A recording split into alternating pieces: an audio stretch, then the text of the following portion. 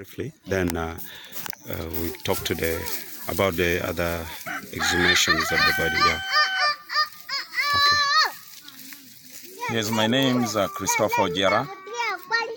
I am an NRM subscriber, a flag bearer for Kilak North constituency, parliamentary in the last election. It is so sad that after contributing heavily to pacify Northern Uganda,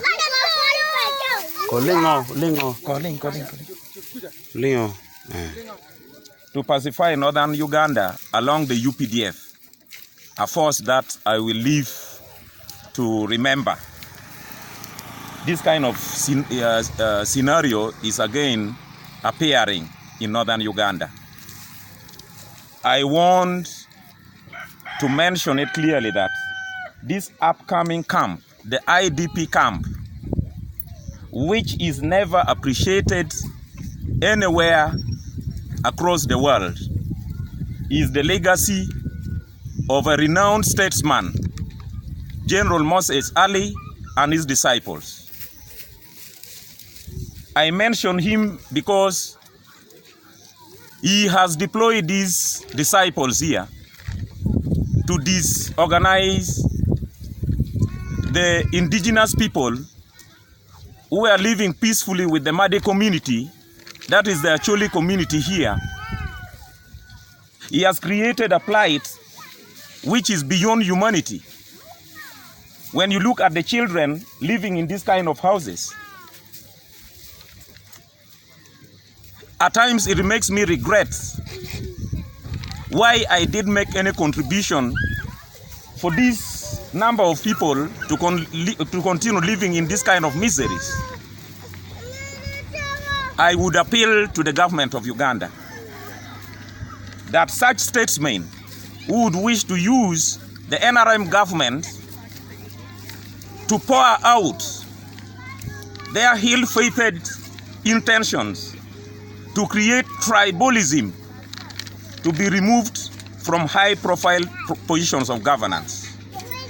And this camp would make me recollect to investigate further General Moses Ali.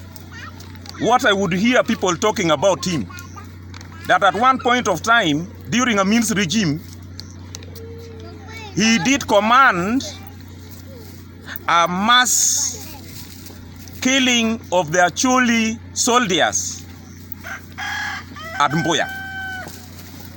I want to investigate these things so that really the whole world should come to know that the very general, the retired general, right now wants to accomplish his agenda using the NRM government.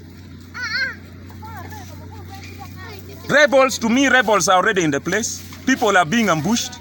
People are being forcefully chased from their homes.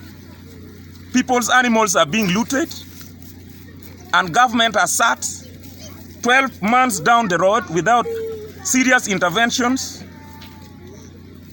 The junior UPDF officers deployed here are under serious intimidation of the same retired general, and nobody can intervene, can prevail over him, even when I have seriously and possibly given reports to every line ministries, the Minister for Security, Minister for Local Government, the State House, Minister for Internal Affairs. Have served them with the prior informations so that they would relieve this community from the hands of this statesman. A case in point is this skull, the exhumation of the body of these young kids, because traditionally we the Acholis do bury our twins in this small kind of pots. We don't bury them in an empty grave. For the respect that we have, for the thanks that we do give to God, that really there were real blessings for two kids to be given at once. But now to see that these culprits, the invaders who enchant the name of a 4-star general, much as he's retired, come in to exhume such kind of bodies out. And government cannot really take a step against him. I don't think General Moses Ali has a moral authority, a moral stand to preside in his position of the deputy Prime Minister. The first deputy prime minister, or somebody to preside over government business. So how do you think this woman can ask Chief Justice? Definitely, this thing is already a bad omen to the Madi community. It would call for the traditional leaders of the two tribes to come together and see how to appease the spirits of these young kids. Their spirits are never young. They are alive. Traditionally, as the Acholis, we believe that the spirits of a child or a big person are equally at the same level of understanding. If this thing is not worked upon at the time of a reconciliatory rites, then whoever has done this is going to face it rough.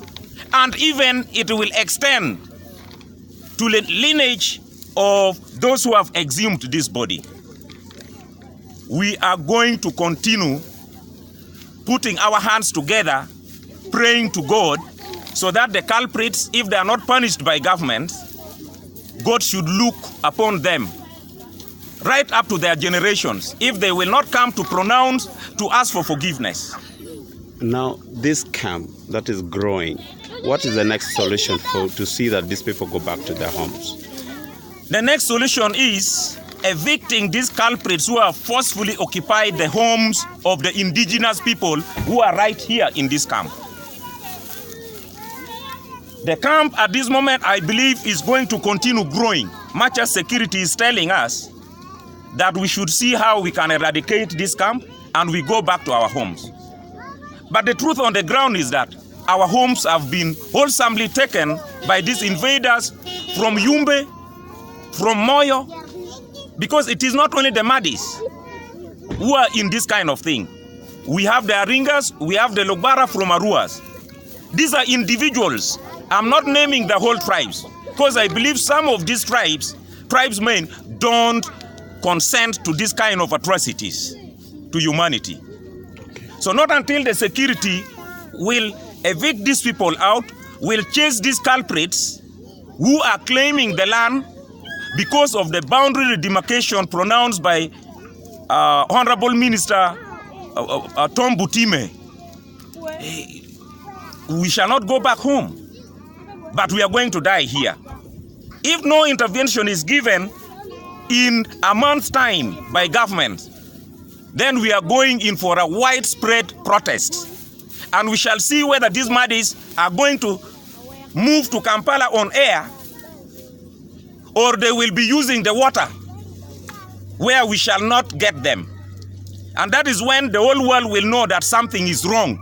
Because I know even peace talk always happen when government usually see that the strength of the two warring parties is at par. But for the moment, I have continued to preach peace and unity for whoever would go in for peace. Okay, thank you.